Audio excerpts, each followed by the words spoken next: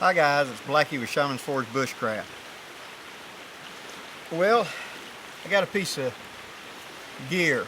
I did a horse trade with Dave Canterbury.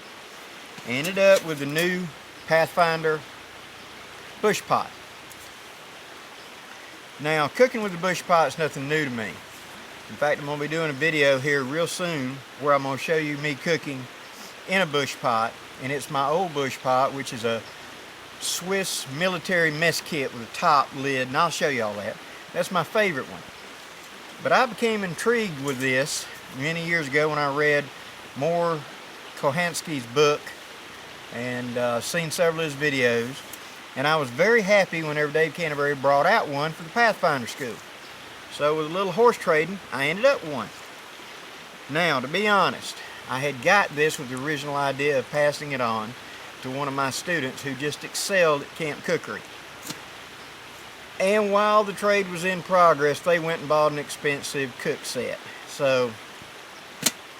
But I'm not feeling left out. I've got a new cook pot to play with. The size of this pot is really good for doing for a group. It's also the perfect size when you're going to have just one pot, because you can store so much in this pot of your dry goods, your fire kit, your whatever stores into it. And I'd like to look at it for just a second and discuss my points of it. First off, let's look at the stove. Now, this is a design that the canteen shop came up with, Dave and them, and it's a very good design.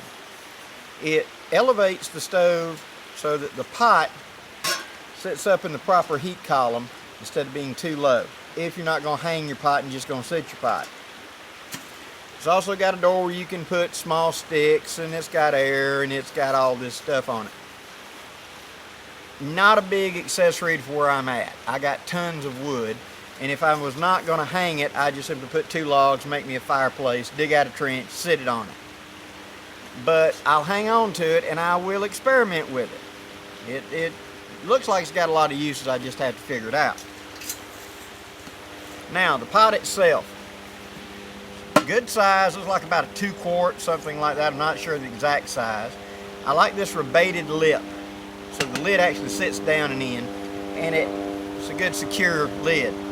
I like this because it allowed me to bake in this pot. What that means is I'll be able to put my food in it, put me a piece of aluminum foil on it, push this lid down onto it, and then put hot coals up here in the top, and just a little bit of heat underneath, and use it to bake bread like a small Dutch oven. And I'll demonstrate that. It's got a pour lip up here to use as a coffee pot or to process water. I really like that as a water processing, so as I'm gathering my water from natural water sources, I can hang it over the fire with the lid on. It'll boil faster, and when it comes to a boil, I can pour it into my containers easily, like my canteen shop Lexington canteen, which can handle boiling water. So I can pour it directly into my canteen, sterilizing my canteen at the same time. I like that set. The bail locks in multiple positions. I like that because it'll stay out of the way when you're not wanting to use it, or it will stay in a position so that I can pick it up, move it, and it'll stay there rather than flopping down. It's got on the back a pair of small butterfly handles for use as a coffee pot. I think this is a little bit big for that small of a handle, but I think it'd be adequate. I want to pick it up two-handed anyway, or my favorite method, use a stick and pour. I'm going to be doing a series on camp cookery, and I'm going to show you things like dingle sticks, camp sticks, fire hose, and things for using around a primitive campsite.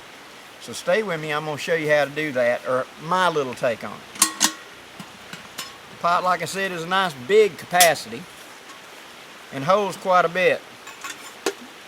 You can get, large amount of gear stuffed in here whenever you're traveling, etc. I figured this would be a good place to put things like sauces, breakables, salt, peppers, fire kit, things like that.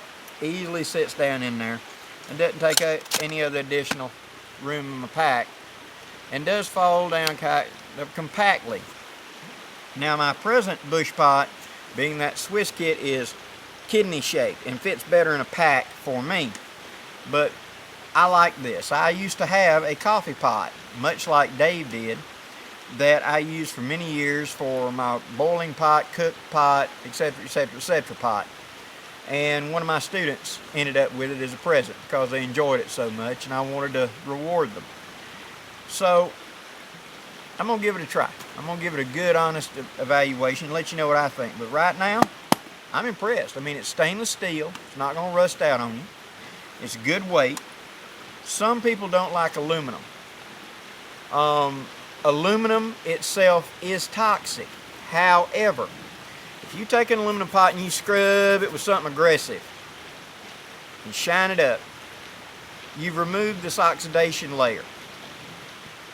It is then a little bit toxic to cook in it.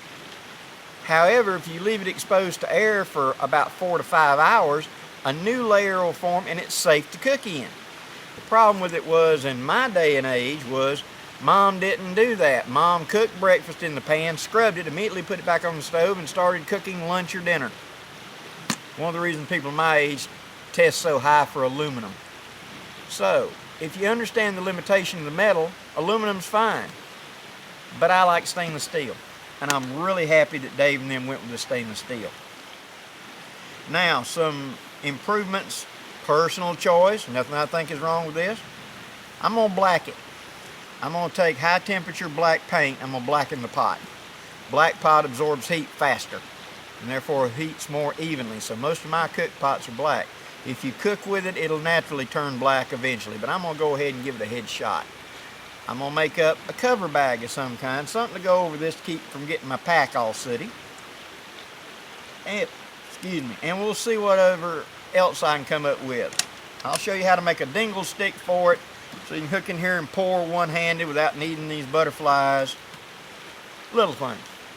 See if I can fry in it, see if I can, bake in it, see if I can do whatever in it. It's a really nice piece of kit.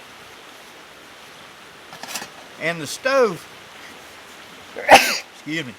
the stove fits on here real well. I like that if you just take your fingernail and kind of pull out the butterflies so they pop to the inside, it'll stay on there as one unit. And that's a good idea. Now, where I see this being the real advantage, car camping, canoeing, cooking for a group, where you're going to tote the cook pot and one person totes this and one person's toting that, and we're spreading out the get. I can cook for up to 4 people in this pot, no problem. It'll also be really good whenever I'm having to generate a lot of water, purify. I can purify a lot of water, enough to fill up 2 canteens in one hit with this. Now I'm still going to be toting my canteen cup and the heavy lid and the other little thing. That's my handy unit. For me, this is more of a industrial unit, more of a unit for groups or larger, etc. In the winter, this would be preferred because I can do a good sized pot of stew. A good sized pot of something that I can eat 2 or 3 meals out of and don't have to constantly keep reinventing the wheel. Well, I'll have that video coming real soon, guys, on me cooking and starting out with the pots. Till then, I'm Blackie for Shaman's Forge Bushcraft, wishing you safe journeys. Have a great day, guys.